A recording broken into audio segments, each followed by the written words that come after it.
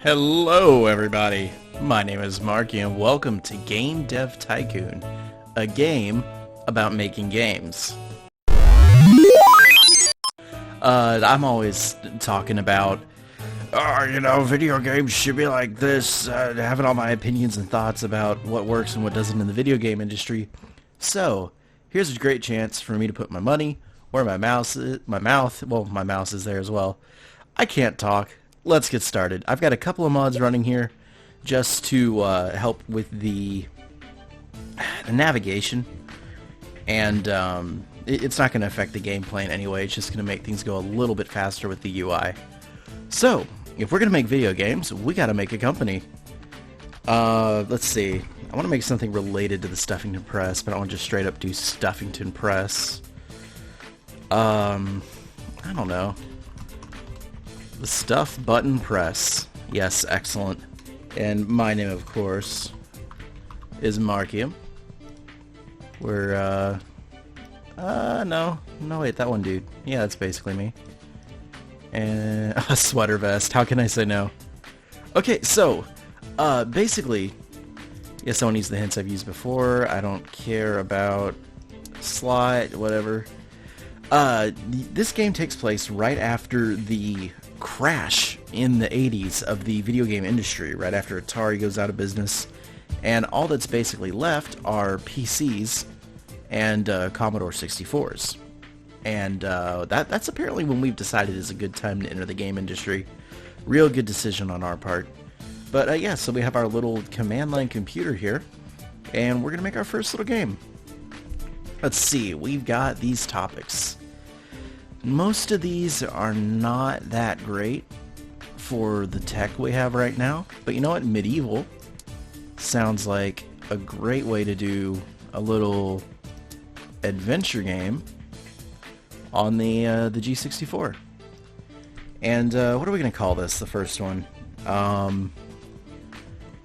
Dark Knight, because that definitely hasn't been done before since it's the 80s. And we're going to leave it as text-based. We're just going to make a text-based adventure game. I think it'll work out, just for a first game, just to get some money going. So basically, as we're developing this game, we're going to generate design and technology points. And depending on what genre of game it is, they want different balances of design and technology points. So to make sure that we wind up with a balance that favors this, like for an adventure game, they're probably going to be focused more on the design, which is the world around you, the art, the sounds, the story, more of the I'm trying to think of the right way to explain this, besides just saying the word design. It's how the game looks, the experience of the game. Technology is more of the backroom stuff, the artificial intelligence, the engine behind the game. And you'll see some of the hints here that I've unlocked from previous games. I played around with this a little bit, telling me that engine and gameplay are not that important in an adventure game compared to the storyline. So what we're doing with these slider bars is indicating how much time of this segment we want to spend dedicated to each of these things. And each of these things are going to generate different balances of the design and the technology points. So the more we work on the story, the more design points we're going to get versus when we work on the engine. So hopefully we'll get the right kind of balance here. Like, for example, dialogues are also going to be super important. These guys, again, not so much, because we're really just focused on the RPG aspect of it. People aren't necessarily playing this for the game itself, it's for the story that it presents. So again, we're going to do graphics here, sound down to about there, and yeah, let's get this game finished up. So we've got a roughly a little more like a 60-40 split, I guess, which is okay. You'll notice also I was accumulating bugs, and there I was at the end finishing those bugs out. You know, we don't want to release a sloppy program. So then we gain experience for each of these areas that we worked on. And as you gain experience and level up each of these things, you unlock new parts to put into your game later on, and we'll see that in a moment. So, okay, Dark Knight is ready to release. Just gonna lean back, put that on the market, Here's the reviews for Dark Knight. It did okay. It's better than a 5 on average, I believe. So there's a mod that I use that normally this is a big, long, drawn-out, drum-rolly kind of process, and after your 50th game or so, it really just starts to grate on you. So that was good. You know, it wasn't like 4s and 3s. Stuff Button Press, a newcomer in the game industry, has just released their first game, Dark Knight. The game received favorable reviews. With such a good start, Stuff Button Press are sure to gain fans quickly. You just abbreviate that as like a SBP. Might do that. So while we're waiting for the money to roll in, we can look at how we did with our game and see if we can come up with any ideas for how to improve on it in the future. So we're going to generate that game report. Yeah, get us a little bit of research points too. Hey, Dark Knight, selling games, making monies. I have 12 fans. That's more subscribers than we have on YouTube. No, that's not true. Guys, we're almost like 500. It's going to be awesome when that happens. Thanks, everybody, for your support of the channel so far. I know we haven't been the best with content lately, but we're working on it. So, post-release analysis of Dark Knight is complete. We learned that gameplay is not very important. What do you know? Alright, so we can actually, once this thing goes off the market... Oh man, 10,000 units sold! All for me sitting in my garage and smashing a keyboard. Incredible. So, this thing has made $36,000 in profit so far. That's decent. It's almost doubled the money that we put into it, so I'm alright with that. But let's see if there's any new topics. Let's see if we can, racing, space. Oh, those are both really good. Ninja and music. Let's do a super early kind of Mario Kart thing if we can. I mean, this is back in like the Atari era level, just pixels on a screen. But I'm sure people will get a kick out of that. Okay, so he's going to write a little more. We've researched racing. So let's go ahead and immediately make a game with it. We're going to do a racing action or let's claim it's a simulation. G64 still has the better market share, so we're gonna put it on there. What are we gonna call this? Not like Speed Racer. We don't want to break any copyrights here. Oh, by the way, I should mention, they call this like the Grovidor 64 or something instead of the Commodore 64, just to avoid, you know, obviously they don't want to stop and get all the brand names for this little indie game to actually be able to say Nintendo and Commodore 64 and all that. No, man, that's way too expensive. So we're going to go with the G64, and instead of Speed Racer, we're going to call it Fast Guy. Fast Guy, good. Yes. And I think this time, since we have a little extra money to start off with, we'll do the 2D graphics. Not a text-based game this time. This one has actual pictures. So obviously the requirements are going to be different for this versus what we did before. Gameplay is super important. Story's not so much. And engine, yeah, in the middle. That's good. We'll see how that goes. Also, for those who are playing Game Simulator... Game Simulator? Why would you simulate a game? For those of you who aren't playing... oh my god. I'm going to get this right. For those of you who are playing, you are currently enjoying the Game Tycoon, Game Dev Tycoon. Ha, I did it, yes. You will notice that those percentage bars from the thing right here are not on your...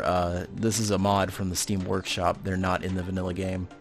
I like them. I find them very useful because it lets me know exactly what I'm stepping on here. Stepping on? God, am I at the zoo? I am a mess tonight, guys. I apologize. Recent market studies suggest that the Grovidor 64 is steadily outselling competitors in the PC sector. People like that it's cheaper, it's in more places, and you can put more stuff on it compared to the PC. So the Commodore 64 is going to be around for a long time compared to the PC, right? Right? Who am I kidding? I'm playing this on a PC. Okay, so we're going to finish up Fast Guy, the racer of legend. A little bit of debugging and release. Hey! Record! That's a pretty sad record if you ask me, but hey, who am I to judge myself? Review time. What do people think about Fast Guy? Hey! Pretty good. Pretty good. Good job, Fast Guy. Let me do another game report on this guy real fast. This guy, the Fast Guy. The cool. Look at how fast those sales are going up. Oh, Fast Guy. I knew I could count on you. What do we learn? World design, not too important. No, really. Okay, so we eventually want to get 50 of these research points so we can make our own custom game engine. But we are not there yet. According to rumors, the Japanese company Ninvento is planning to launch its very own home gaming console. Ninvento is known for the widely successful arcade game Dinky King. Dinky King, yes, where you throw the burials at where... Damn it, those are both copyright. Muigi has to jump over barrels and defeat Dinky King. Many industry experts doubt that home gaming will take off, but we're eager to see what Ninvento will have to offer. So let's get started. Let's just keep churning out games, because that's all we do. Let's see. It's best not to do the same combinations right after each other. It's like to make another racing simulation game would be a bad idea. Let's try this. On the PC? No, let's do it on the G64 again. I'm going to call this Pet Rock the game. You know, when a real pet rock... Oh, no! No, my pop filter! Poppy, come back! Poppy, are you okay? Shh. It's okay, Poppy. You're safe. I got this new microphone. I'm still getting adjusted to exactly how it works and everything. Okay, here we go. Pet Rock Simulator. We're going to make the best Pet Rock... Oh yeah, it's another simulation game, so you know, we can basically just run with the same settings we had before for time. And hopefully get just as good a game. More 7s out of it. Let's see. Can I just, no dialogues for Pet Rock. What, do you think the Pet Rock's gonna talk to you? Yeah, I'd like to see that. We're just gonna keep working on these. You're more important than this. You're not important at all. Good. Good. Man, I bet the graphics for this were so hard to design. You need, like, a pixel for the rock. Alright. Good work, team. How do we do? Oh, hey, we leveled up graphics. Excellent. Fast Guy is now off the market. He made us so much money. Let's see how Pet Rock is. It could have been better, but still good. You know, for a Pet Rock simulator, honestly, I'm okay with that. Hey, they're gonna make the entertainment system. The TES. Ninvento has announced their plans to release the TES next year. The console features cartridge-based games and a uniquely designed controller. Alright, let's get that game report so we can make our own custom engine. Just gonna casually generate some research points. Hi there, I have just finished Pet Rock, and I'm impressed by your talent. I'm in the contracting business, and we could use skills like yours. If you're ever short on cash, just let me know, and I'll see if I have some work for you. Thanks, Jason. That's real nice of you. Appreciate that, man. So we can do that to make a little extra money if we don't feel like doing a game. Okay, virtual pet and simulation is a great combination. Nice, nailed it. And gameplay seems to be very important for this kind of game. Okay, so we've got 50 research points. That means we can learn the concept of making our own game engine. I guess just bringing up some... They wouldn't be Wikipedia articles. Oh man, would this involve actual research? Oh, going to a library? Man, if only the internet was a thing. Okay. So, next time, in the next episode, because we are doing more episodes of this, we're going to develop our own game engine. I'm probably going to name it something really silly, like maybe call it the Trash Engine or the Biggs Engine. I don't know, it's the same thing. Pet Rock is off the market. Good job, Pet Rock. You did a good job. So anyway, thanks for watching, guys. My name is Markayam. I'll see you on the next episode of Game Dev Tycoon. Can I say the one right below it, though? Balls for sports. Balls for sports. Balls for sports. What Grand Slam achievements for all. That's everything I do. No!